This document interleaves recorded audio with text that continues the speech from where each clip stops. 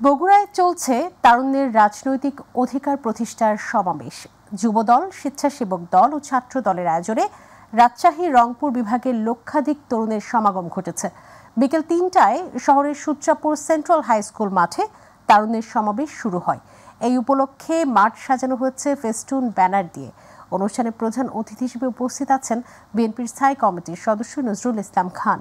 বিশেষ অতিথি দলটির জ্যেষ্ঠ যুগ্ম মহাসচিব রুহুল কবির রিজভী আহমেদ। যুবশক্তি কখনো অন্যান্য দলের যুব সংগঠনের মতো ক্ষমতায় টিকে থাকার হাতিয়ার হিসেবে ব্যবহৃত হবে না বলে মন্তব্য করেছেন জাতীয় নাগরিক পার্টির অঙ্গ সংগঠন জাতীয় যুবশক্তির আহ্বায়ক তারিকুল ইসলাম।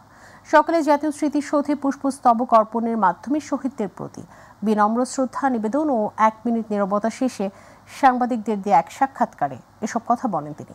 এ সময় সংগঠনের আহ্বায়ক তারিকুল ইসলাম, মুখ্য সংগঠক ফরহাদ সোহেল সহ কেন্দ্রীয় নেতৃবৃন্দের উপস্থিত ছিলেন। প্রত্যেক রাজনৈতিক দল তাদের যুব সংগঠনগুলোকে তারা ক্ষমতায় টিকে থাকার একটি হাতিয়ার হিসেবে তারা ব্যবহার করে। সেই জায়গা থেকে জাতীয় নাগরিক পার্টি এনসিপির অঙ্গ সংগঠন হিসেবে জাতীয় যুবশক্তি সেই জায়গা থেকে অবশ্যই একটি ভিন্নধর্মী একটি অবস্থান তারা গ্রহণ করেছেন এবং আমরা মনে করি যে বাংলাদেশের মধ্যে মূল যে চালিকা শক্তি রয়েছে, যাদের বয়স 25 থেকে 40, এই মূল চালিকা শক্তিকে আমরা জাতীয় যুবশক্তি আমরা আমাদের জায়গা থেকে আমরা বিভিন্ন পলিসি হাতে নিয়েছি যে তাদের যে মূল সমস্যার যে জায়গাগুলো রয়েছে সেগুলোকে অ্যাড্রেস করে বাংলাদেশের মধ্যে তাদেরকে নিয়ে কাজ করা, তাদের সমস্যা সমাধানে কাজ। আগামী বর্ষায় চট্টগ্রামে জলাবদ্ধতা নিরসনে জোরালো প্রস্তুতি নেওয়া হয়েছে উল্লেখ করে city mayor doctor Sadat Hossain বলেছেন, খবর পাওয়ার সাথে সাথে সিটি কর্পোরেশনের কর্মীরা দ্রুত ঘটনাস্থলে উপস্থিত হয়ে পানি নিষ্কাশনের ব্যবস্থা নেওয়া হবে। সকালে সিটি কর্পোরেশন মিলনায়তনে আয়োজিত মতবিনিময় সভায় বক্তারা জানান, গত 4 বছরে নগরীতে জলাবদ্ধতার কারণে শিশু সহ 10 জনের মৃত্যু হয়েছে। এছাড়াও আর্থিক ক্ষতির পাশাপাশি হয়েছে জলদুর্ভোগ। পরিস্থিতির উন্নতির জন্য চলমান জলাবদ্ধতা নিরসন প্রকল্পের সুফল পেতে আগামী বর্ষায় নগরবাসীর সহযোগিতা চেয়েছেন মেয়র। নালা অপরিষ্কার থাকার কারণে, খাল অপরিষ্কার থাকার কারণে এই পানিগুলো উঠছে, সেটাই আমরা কষ্টটা বের করছি। আদারওয়াইজ আমরা মনে করছি নালাও ঠিক আছে, সবই ঠিক আছে, অন্য কি কারণে সেখানে পানি উঠছে। এই জন্য আপনারা প্লিজ আমাদেরকে জানাবেন, এখানে আপনারা নির্দ্বিধায়, কারণ আমাদেরকে এটা চ্যালেঞ্জ ফেস করতে হবে, এটা সলভ করতে হবে। এটা শুধু লুকিয়ে রাখলে হবে না। আমি সিটি কর্পোরেশন লুকিয়ে রাখলাম আমার কৃতিত্বের জন্য, সাংবাদিক ভাইরা আমার সাথে সম্পর্ক আছে দেখে লুকিয়ে রাখলে এটা হবে না।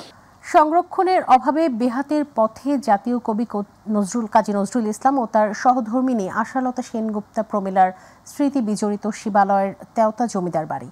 ক্ষণজন্মা এই কবির সাহিত্য, সঙ্গীত সহ সব অনবদ্য সৃষ্টিকর্মে উঠে আসা স্মৃতি বিজড়িত এই বাড়ি সংরক্ষণের দাবি এলাকাবাসীর। প্রতিনিধি লিটন আহমেদের রিপোর্ট, জানাচ্ছেন মিফতাক আলিফ।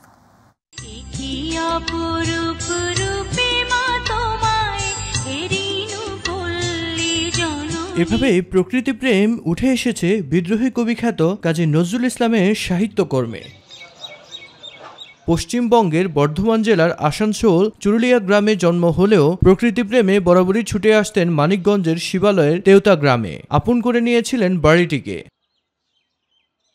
অসংখ্য স্মৃতিবিজড়িত এই গ্রামে বিয়ের আগে ও পরে বেশ কয়েকবার এসেছিলেন কবি। তিনি তার ছেলে সব্যসাচী বা অনিরুদ্ধ ডাকনাম সানি নিনির জবানিতে তিনি তেওতা গ্রামের কথা উল্লেখ করেছেন। তেওতা জমিদার বাড়িতে উনি কয়েকবার এসেছেন এবং যেখানে আমি দাঁড়িয়ে কথা বলছি এখানে ছিল নজরুলের প্রকৃতভাবে শ্বশুরবাড়ি। এই যমুনা জননীর উপকূলে আমাদের একটা টুরিস্ট স্পট তথা আমাদের নজরুল ইনস্টিটিউট এবং নজরুল প্রমীলা বিশ্ববিদ্যালয়, এটি আমাদের জনদাবি। শান বাঁধানো ঘাটে বসে গান কবিতায় হারিয়ে গিয়েছিলেন প্রকৃতির অজানা গন্তব্যে। তবে সংরক্ষণের অভাবে বাড়িটি বেহাতের অভিযোগ থাকলেও সরকারি ব্যবস্থাপনায় পর্যটন কেন্দ্র ও স্মৃতি গ্রন্থাগার তৈরির আশ্বাস নির্বাহী কর্মকর্তার। আমরা পর্যটন বান্ধব করে গড়ে তোলার জন্য পদক্ষেপ নিয়েছি এবং এখানে ভবিষ্যতে একটি স্মৃতি কেন্দ্র হিসেবে সংরক্ষণের জন্য উদ্যোগ নেওয়া হবে।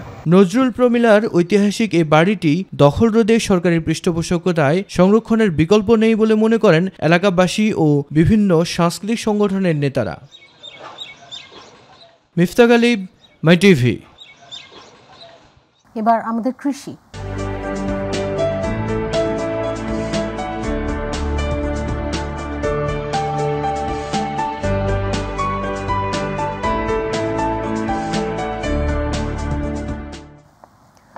চলতি খরিফ মৌসুমে কৃষকের দোরগোড়ায় মাটি পরীক্ষা সেবা প্রদানের লক্ষ্যে দেশের 64টি জেলায় চলছে ভ্রাম্যমাণ মৃত্তিকা পরীক্ষাগারে মাটি পরীক্ষা। এরই ধারাবাহিকতায় লালমনিরহাটে ভ্রাম্যমাণ পরীক্ষাগারের মাধ্যমে মাটি পরীক্ষা করা হচ্ছে। এ উপলক্ষে লালমনিরহাট মৃত্তিকা সম্পদ উন্নয়ন ইনস্টিটিউটের উদ্যোগে 50 জন কৃষককে মাটি পরীক্ষার গুরুত্ব ও সুষম সার ব্যবস্থাপনা বিষয়ে দিনব্যাপী প্রশিক্ষণ প্রদান করা হয়। লালমনিরহাট কার্যালয়ের ঊর্ধ্বতন বৈজ্ঞানিক কর্মকর্তা মশিউর রহমানের সভাপতিত্বে প্রধান অতিথি ছিলেন রংপুর বিভাগীয় কার্যালয়ের মুখ্য বৈজ্ঞানিক কর্মকর্তা আব্দুল হানিম। বিশেষ অতিথি ছিলেন কৃষি সম্প্রসারণ অধিদপ্তরের উপপরিচালক ডক্টর সাইখুল আরিফিন ও উপজেলা কৃষি অফিসার তুষার কান্তি রায়।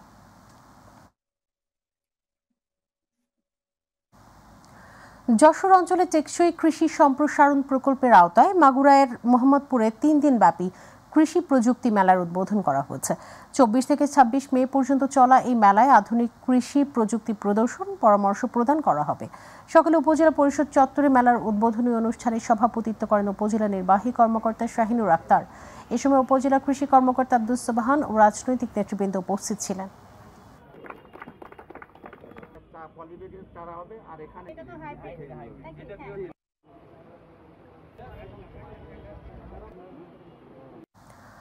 দিনাজপুরের ফুলবাড়িতে জলবায়ু পুষ্টি সমন্বিত কৃষি মডেল বিষয়ক 4 দিন ব্যাপী কৃষক প্রশিক্ষণ কর্মশালা হয়েছে। উপজেলা কৃষি সম্প্রসারণ অধিদপ্তরের আয়োজনে উপজেলা কৃষি ট্রেনিং সেন্টারে 2024-25 অর্থ বছরের স্মল হোল্ডার এগ্রিকালচার কম্পিটিটিভনেস প্রজেক্টের আওতায় 60 জন কৃষক কৃষানী প্রশিক্ষণ কর্মশালায় অংশগ্রহণ করেন। এ সময় উপজেলা ভারপ্রাপ্ত কৃষি অফিসার শাহানুর রহমান সহ আরও অনেকে উপস্থিত ছিলেন।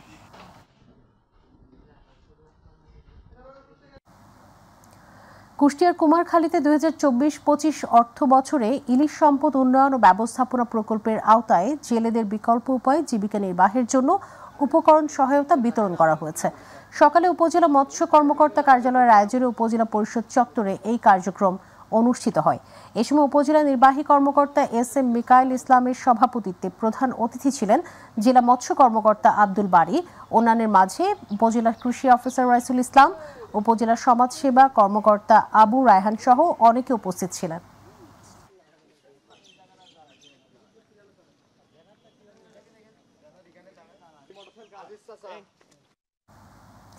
বরগুনা সদর উপজেলার বদরখালী ইউনিয়নে এপ্রিল ও মে মাসের জন্য 955 জন নিবন্ধিত জেলের মাঝে 2 মাসের 80 কেজি করে চাল বিতরণ করা হয়েছে। সকালে এই কার্যক্রমের উদ্বোধন করেন ইউনিয়ন পরিষদের চেয়ারম্যান মতিউর রহমান রাজা। এ সময় দায়িত্বপ্রাপ্ত টেক অফিসার তরুণ কান্তি হীরা, ইউপি সদস্য ও স্থানীয় গণমাধ্যম কর্মীরা উপস্থিত ছিলেন। জেলেরা সরকারের কাছে মাসিক বরাদ্দ 50 কেজি চাল করার দাবি জানিয়েছেন।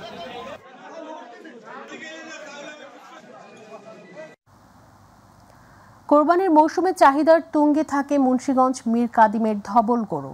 দেশীয় পদ্ধতিতে দানাদার খাবারের পাশাপাশি পরম যত্ন ও মমতায় নিজস্ব খামারে লালন পালন করা হয় এই গরু, যে কারণে অন্যান্য গরুর চেয়ে মীর কাদিমের ধবল গরু গুণে মানে অনন্য। মুন্সিগঞ্জ প্রতিনিধি শেখ মোহাম্মদ রতনের রিপোর্ট, জানাচ্ছেন শামস সাব্বির উচ্ছ্বাস। প্রায় 200 বছর আগে থেকে মুন্সিগঞ্জের মীর কাদিমে বাণিজ্যিকভাবে গরু লালন পালন শুরু হয়। ধীরে ধীরে মীর কাদিমের গরুর সুখ্যাতি ছড়িয়ে পড়ে দেশ জুড়ে, আর সেই খ্যাতিতে আলাদা মাত্রা যোগ করে ধবল গরু। ধবল গরু লালন পালনে নেওয়া হয় বিশেষ যত্ন। নিজস্ব কারখানা থেকে সংগ্রহ করা খৈল, বুট, খেসারি, গম ও মসুর ডালের ভুসি মার খেতে দেয়া হয় গরুকে, সঙ্গে ভুট্টার চূর্ণ করে দেয়া হয়। এই গরু মোটাতাজাকরণে দেয়া হয় না কোনো প্রকার ঔষধ। এ কারণে মীর কাদিমের ধবল গরুর মাংসে আঁশ থাকে কম, মাংস হয় নরম ও সুস্বাদু। তাই পুরান ঢাকার মানুষের কাছে মীর কাদিমের ধবল গরুর চাহিদা থাকে তুমুল। প্রায় 100 বছর যাবৎ এই লালন পালন করে আছে আমাদের মুরব্বীরা। সেই ঐতিহ্যটা ধরে রাখার জন্য আমরা এই শখের বিষয়ে এগুলো লালন পালন করতেছি। আমরা এইগুলিরে আপনার উন্নত মানের খাবার দেই। গরুগুলা আমরা নিজের সন্তানের চেয়েও অনেক যত্ন করে গরুগুলারে লালন পালন করি। এখানে 68টা গরু আছে দেশি জাতের, লাল, সাদা, কালো। আগে খামারিরা পুরান ঢাকার রহমতগঞ্জের গনিমিয়ার হাটে নিয়ে ধবল গরু বিক্রি করলেও এখন আর হাট পর্যন্ত যেতে হয় না। ক্রেতারাই চলে আসেন মীর কাদিম খামারে। ঢাকা থেকে এখান থেকে নিতে আসে গরু খাওয়ার জন্য।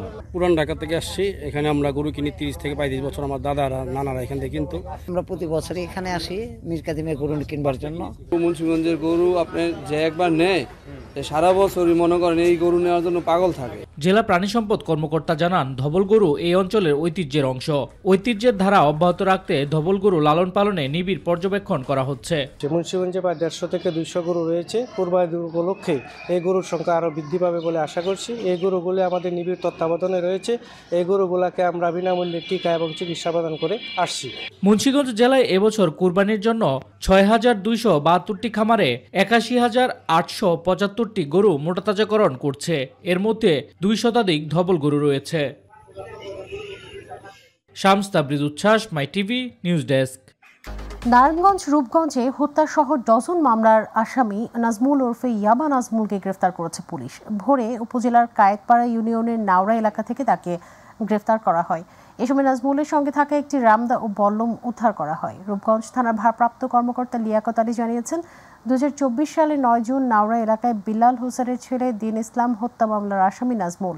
এছাড়াও তার বিরুদ্ধে হত্যা, মাদক, চুরি, ডাকাতি সহ বিভিন্ন অপরাধে প্রায় ডজন খানেক মামলা রয়েছে বলে পুলিশের কাছে তথ্য রয়েছে। বরিশালের আগুলঝাড়া অপারেশন ডেভিল হান্টে উপজেলা স্বেচ্ছাসেবক লীগের সভাপতি ফিরোজ শিকদারকে গ্রেফতার করেছে পুলিশ। গ্রেফতারকৃত ফিরোজ শিকদারকে বরিশাল আদালতের মাধ্যমে জেল হাজতে প্রেরণ করা হয়। থানার ভারপ্রাপ্ত কর্মকর্তা অলিউল ইসলাম জানান, শুক্রবার গভীর রাতে উপজেলার পয়সারহাট এলাকার নিজ বাড়ি থেকে ফিরোজ শিকদারকে গ্রেফতার করা হয়। তিনি আরও জানান, এই অভিযান অপারেশন ডেভিল হান্টের অংশ হিসেবে পরিচালিত হয়।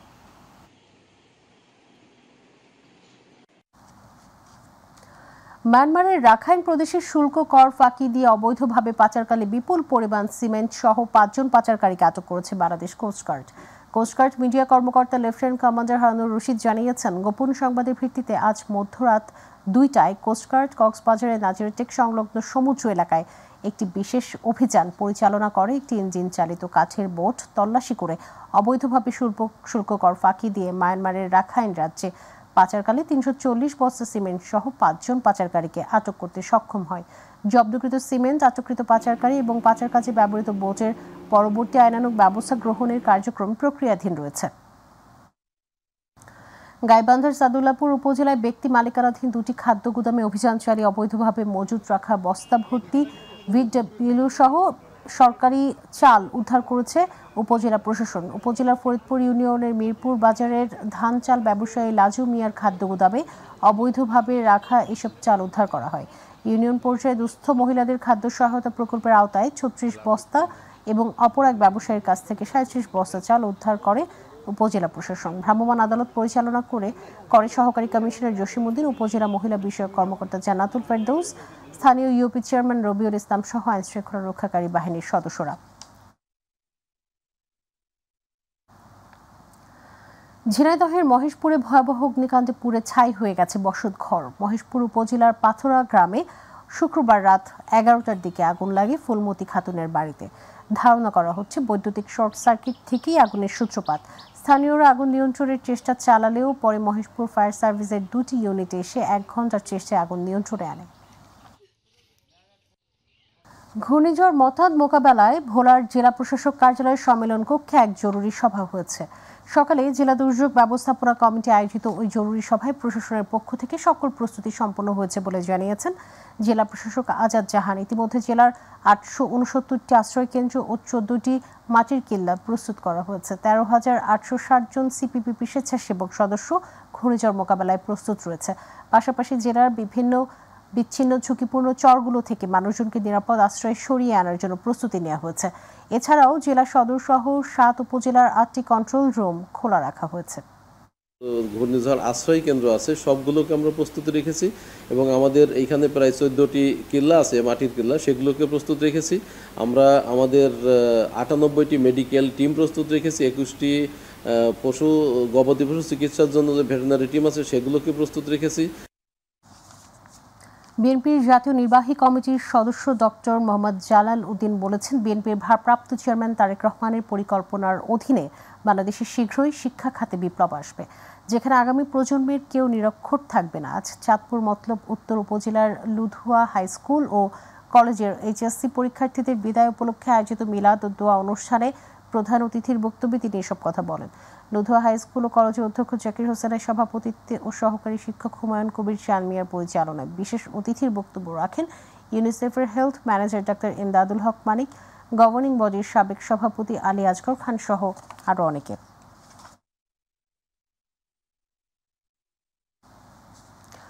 সাবেক রাষ্ট্রপতি জিয়াউর রহমান বীর উত্তমের ৪৪তম শাহাদাত বার্ষিকী যথাযথ মর্যাদায় পালন ও আগামী ২৮ মে ঢাকায় অনুষ্ঠিতব্য তারুণ্যের সমাবেশ সফল করার লক্ষ্যে গাজীপুরের কালিয়াকৈরে এক প্রস্তুতি সভা হয়েছে।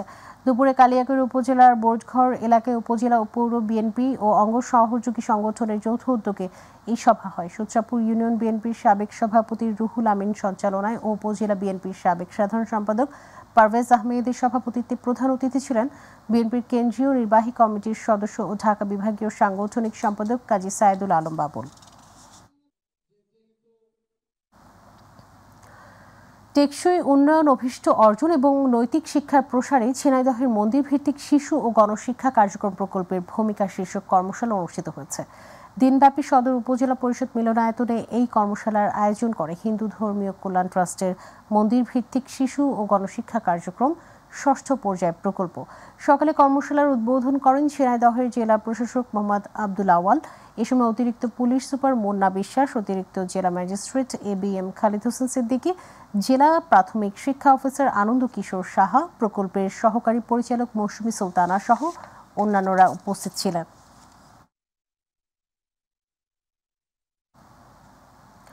চৌহালির উপজেলার গ্রাম আদালত বিষয়ক 2 দিন ব্যাপী প্রশিক্ষণ কর্মশালা শুরু হয়েছে। উপজেলার 3টি ইউনিয়ন পরিষদের সকল ইউপি সদস্যদেরকে সাথে নিয়ে সকালে খাসকাউলিয়া ইউনিয়ন পরিষদ সম্মেলন কক্ষে কর্মশালা শুরু হয়। উপজেলা নির্বাহী কর্মকর্তা মোহাম্মদ মুস্তাফিজুর রহমান গ্রাম আদালতের প্রশিক্ষণ ভেন্যু পরিদর্শন করেন এবং গ্রাম আদালতের মাধ্যমে গ্রামের ছোটখাটো বিবাদ মীমাংসা ও গ্রাম আদালত প্রতিষ্ঠায় ইউপি সদস্যদের যে গুরুত্বপূর্ণ দায়-দায়িত্ব রয়েছে সেগুলো সঠিকভাবে গুরুত্বের সাথে পালন করতে প্রয়োজনীয় দিক নির্দেশনা প্রদান করেন। ভোলায় বাংলাদেশ প্রান্তিক পেশাজীবী জনগোষ্ঠীর জীবনমান উন্নয়ন প্রকল্প দ্বিতীয় ফেজ অবহিতকরণ সেমিনার অনুষ্ঠিত হয়েছে। ভোলা জেলা প্রশাসন ও সমাজসেবা অধিদপ্তরের আয়োজনে এই সেমিনার অনুষ্ঠিত হয়। সেমিনারে প্রধান অতিথি হিসেবে বক্তব্য রাখেন ভোলা জেলা প্রশাসক আজাদ জাহান। এ সময় জেলা সমাজসেবা কার্যালয়ের উপপরিচালক রজত শুভ্র সরকার, ভোলা সিভিল সার্জন মনিরুল ইসলাম, সহকারী পরিচালক কাজী গোলাম কবির উপস্থিত ছিলেন।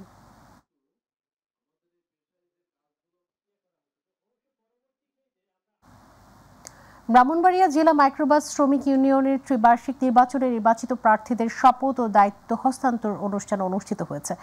সকালে শহরের দক্ষিণ পরৈতলায় নবনির্বাচিত কমিটির সভাপতি শাহ আমিনুল ইসলাম, সাধারণ সম্পাদক খবির উদ্দিন সহ 13 জন সদস্যকে শপথ বাক্য পাঠ করেন নির্বাচন পরিচালনা কমিটির সদস্য সচিব ফরহাদ সরকার। অনুষ্ঠানে অতিথি ছিলেন সাবেক উপজেলা চেয়ারম্যান সৈয়দ ইমরানুর রেজা, জেলা বিএনপির সহ সভাপতি জসিম উদ্দিন রিপন, জেলা শ্রমিক দলের সাধারণ সম্পাদক মোস্তফা, ব্রাহ্মণবাড়িয়া প্রেস ক্লাবের সাধারণ সম্পাদক বাহারুল ইসলাম মোল্লা সহ আরো অনেকে।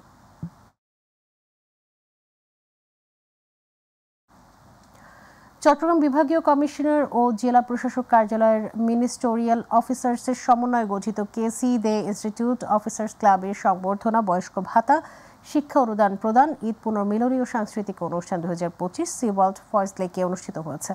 জেলা প্রশাসক ফরিদা খানমের সভাপতিত্বে প্রধান অতিথি ছিলেন বিভাগীয় কমিশনার ডক্টর জিয়াউদ্দিন। বিশেষ অতিথি ছিলেন লেক মহাব্যবস্থাপক মেজর অবসরপ্রাপ্ত এনামুল করিম, কেসি দে ইনস্টিটিউট সভাপতি নাসির উদ্দিন চৌধুরী।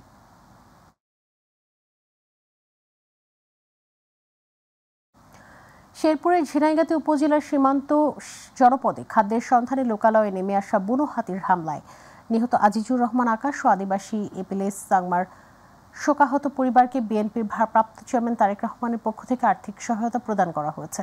শুক্রবার 2 শোকাহত পরিবারকে তারেক রহমানের পক্ষ থেকে আর্থিক সহায়তা তুলে দেন ঢাকা নারী ও শিশু নির্যাতন দমন ট্রাইব্যুনাল 4-এর পিপি ও বিএনপি নেতা অ্যাডভোকেট এরশাদ আলম জর্জ। এই সময় স্থানীয় বিএনপির নেতৃবৃন্দ, নিহত পরিবারের সদস্য, আদিবাসী নেতৃবৃন্দ, গ্রামবাসী, গণমাধ্যম কর্মীরা উপস্থিত ছিলেন।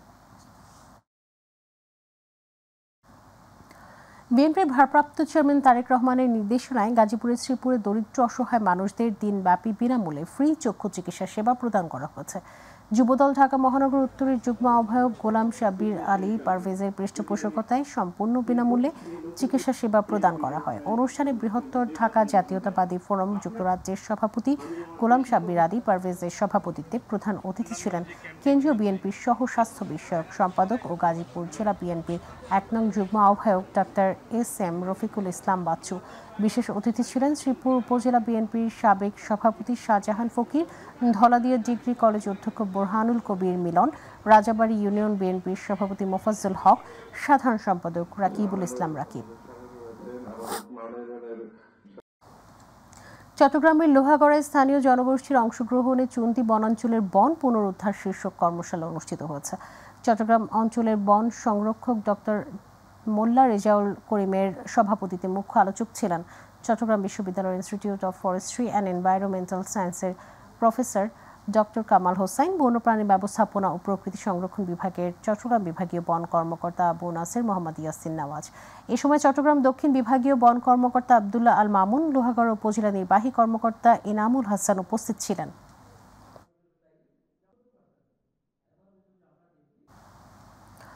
সিরাজগঞ্জের উল্লাপাড়ায় অভিভাবক সমাবেশ অনুষ্ঠিত হয়েছে। সকালে উপজেলা মৎস্য অফিসার আতাউর রহমানের সভাপতিত্বে এবং স্কুলের প্রধান শিক্ষক আব্দুল মজিদের সঞ্চালনায় প্রধান অতিথি ছিলেন সিরাজগঞ্জ জেলা বিএনপির সম্মেলন প্রস্তুতি কমিটির সদস্য এম আকবর আলী। বিশেষ অতিথি ছিলেন মোমেন আলী। এ সময় অন্যান্যের মধ্যে বিজ্ঞান কলেজের অধ্যক্ষ মুক্তার হোসেন, অভিভাবক সদস্য সাইফুল ইসলাম, প্রেস ক্লাবের সভাপতি আনিসুর রহমান লিটন উপস্থিত ছিলেন। মুন্সিগঞ্জের সিরাজদিখানে খেলাধুলায় বারে বল, মাদক ছেড়ে মাঠে চল, এই প্রতিপাদ্যকে সামনে রেখে ক্রিকেট টুর্নামেন্ট 2025-এর ফাইনাল ও পুরস্কার বিতরণী অনুষ্ঠান অনুষ্ঠিত হয়েছে।